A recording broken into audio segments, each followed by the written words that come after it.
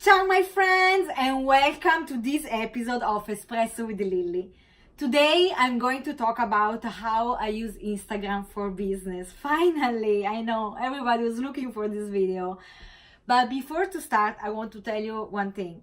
This video is not for you if you're willing to chase number instead of real engagement. This video is not for you if you're looking for shortcuts. Instead, this video is for you if you want to spend a real time on it. And this video is for you if you want to treat this tool as a business. Are you ready? Let's start!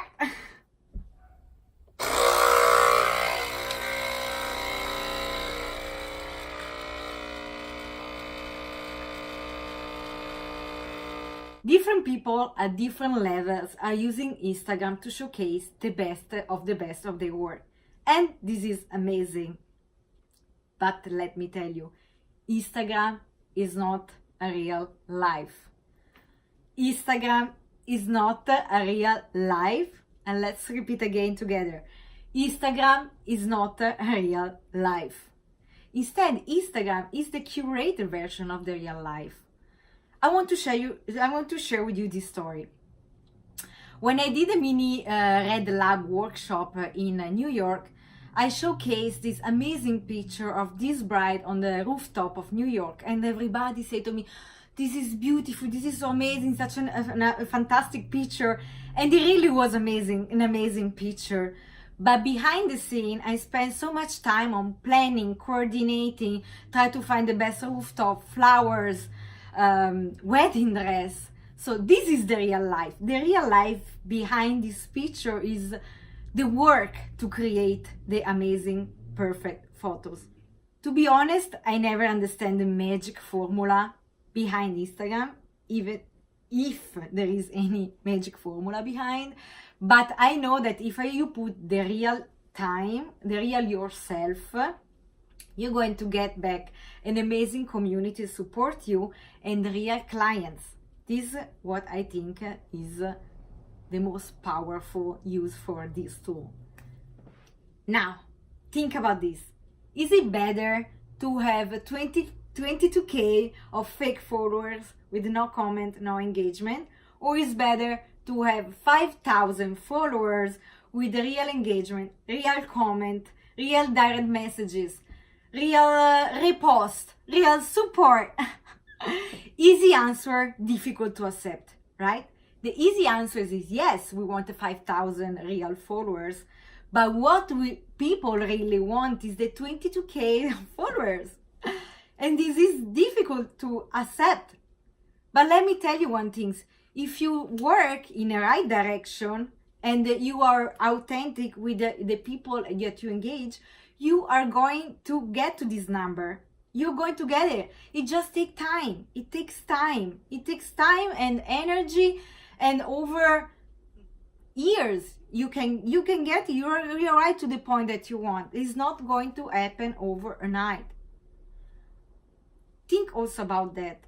When you follow somebody as maybe 50k of followers and 100 likes of a picture, you don't think that this is cheap? Their brand? I to be honest, if I see a person like this, a brand, an account like this, I stop to follow, because I say this is not real.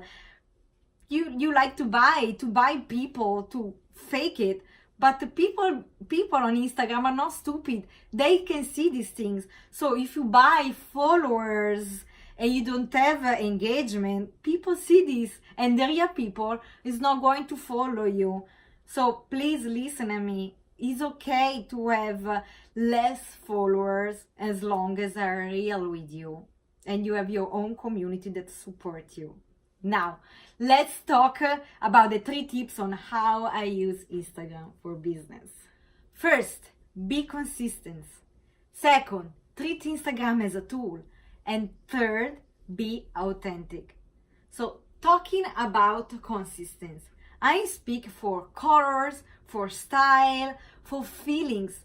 People that jump on your feed for 1 second has to immediately understand through your colors who you want, who you represent. You want them to understand your brand through your grid immediately. And this comes only through consistency. So before to post, ask to yourself, does this picture just it give the right justice to my picture? Does this picture attract my ideal client? Is that a powerful image? If you just ask these 3 questions before to post, you feel like you're going to be aligned of every picture you're going to post. Second, treat Instagram as a business. To be honest, I used to look at Instagram all day, every day, with doing nothing. Actually, I was really complaining about why other people is doing this, why me not. And this bring me just a lot of struggle inside myself and questioning if it was good or not. Since I realized it is not about comparison, but it's about business, everything changed on me. And I want you to understand, and it's going to change also you, because you have to treat Instagram as a business. And to do that, I also work a lot of outside Instagram. For example, nowadays there are a lot of tools like that allow you to recreate your grid outside Instagram in a way that you can change the picture. You can understand how it look like the feeling of Instagram, the Instagram grid outside. So, for example, I use Planoly and allow me to change the picture in order that I want. Some picture more moody, some more bright, but every picture one after the other. It gives me the consistency. I can see what is going to be my grid in the next week, in the next month, which is amazing. And then from there, I post on Instagram. Planoly also allow me to create hashtags. And I can save them. So every travel that I do, I have different hashtags and I save all the time.